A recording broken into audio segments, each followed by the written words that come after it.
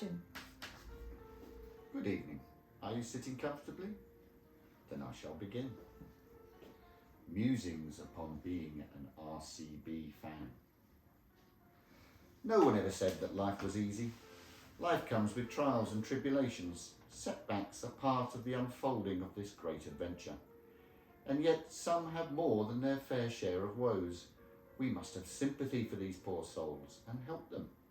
And none suffers the slings and arrows of outrageous fortune more than the fan of the Royal Challengers Bangalore. Of all the teams in the IPL, there is no team more entertaining and yet also disappointing. For the ardent RCB fan, every season for the last 14 years has been a roller coaster of emotions. No team has kept its fans more on the edge of their seats, hands clasped, eyes closed, offering desperate prayers for divine intervention. Poor Ganesha, he has never been kept so busy. No team has caused more tears to be shed and caused glum walks home from yet a so close but no victory type of match. RCB's home is the wonderful ground in Bangalore, the Chinnaswamy Stadium, Fortress Chinnaswamy. It is here that the loyal, forever hopeful and forgiving fans gather. Their team colours worn and the gold and red stripes drawn across smiling faces. And let's be clear here, it is not all torture and suffering. There have been incredible moments. Gale's 175 off 66 balls. Who could forget the Universe Boss's greatest IPL moment? AB's 47 off 17, magnificent. And the century of the other stalwart of the team, Virat Kohli, off 58 balls against KKR. So there have been moments, great, unforgettable moments, but never the big one, never the tournament win. And it is here that the RCB fan finds their misery. After all these years, the team has never won the cup. And yet, does the RCB fan lose heart? Does their loyalty waver? Never. With great expectations and hope in their hearts, they buy their new season's colours and match tickets. You see, they have got used to the stress and the pain. Even though being an RCB fan will undoubtedly lead to an early grave, they are loyal like no other. They could take up stamp collecting, yoga, reading, or some such other calm, harmless pastime.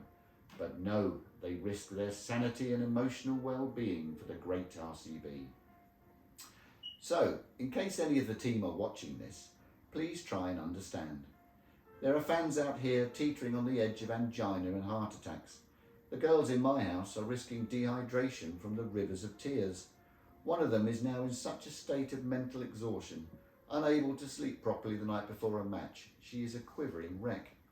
She can no longer actually watch the game. She stands in the doorway out of sight of the television for the last 5 overs, and I have to announce the outcome of each ball. And when I urge her to watch, she just keeps shouting at me, "You just don't understand." And believe me, as the only male in our house, and hence the object of abuse to take their disappointment out on, my own health is at risk. If it isn't going to be Faf and Virat stroking their way to victory, then I will have a proper stroke dealing with the trauma of yet another defeat. Now the old stalwarts of Virat and AB know exactly what is at stake. Even my personal favourite, Dinesh Karthik, understands what the RCB fan expects and needs. But what about the 3 fellow English compatriots of mine, Topley, Willie and Jax? Do they have a clue what is at stake here? I know that another of the foreign players, the Australian Glenn Maxwell, a fine gentleman and loved by all, will have passed on some of his long experience in the IPL. But is it enough? Do they realise they hold people's dreams in their hands? There are 64 million people in the state of Karnataka. Do they understand the expectations of 64 million eternally disappointed souls? I don't want to burden them with too much pressure, but this is 14 years of hurt and pain. This is not just another cricket match. This is whether I get mutton chops, chapatis and a kingfisher with a smile, or a pot noodle, a glass of water and a house full of depression. So to the boys in RCB, as the poet W.B. Yeats said, "But I, being poor, have only my dreams. I have spread my dreams under your feet.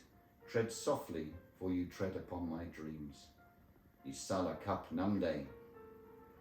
For those of you who don't know WB Yeats, he didn't say the last line. I borrowed that. Good evening.